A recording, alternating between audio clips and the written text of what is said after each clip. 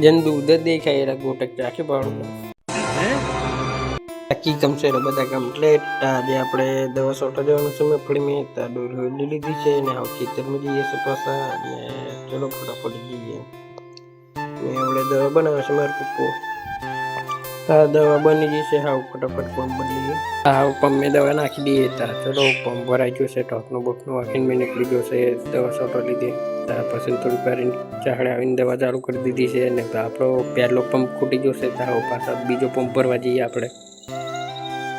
હા આયો પંપ ભરાઈ ગયો છે. ત્યાં પંપ લઈને મેં પાછો નીકળી ગયો છે ચાહડે દવા છોટવા. અને ચાહડે આવીને પાછો દવા ચાલુ કરી દીધી છે. અને થોડીક વાર આવો પંપ આપણો પતી જાય છે. હવે પાછા બીજો પંપ ભરવા જઈએ આપણે. આયો પંપ ભરાઈ ગયો છે. ત્યાં પાછા જઈએ ખેતરમાં દવા છોટવા. ને મેં પંપ લઈને નીકળી ગયો છે. અને ચાહે આવીને પાછો દવા ચાલુ કરી દીધી છે. અને થોડીક વાર આવો આપણો પંપ પતી જાય છે. ત્યાં જઈએ પાછા બેરેલે પંપ ભરવા. આહો આપણો પંપ ભરાઈ ગયો છે. અને પાછા નીકળી જશે આપણે દવા છોટવા.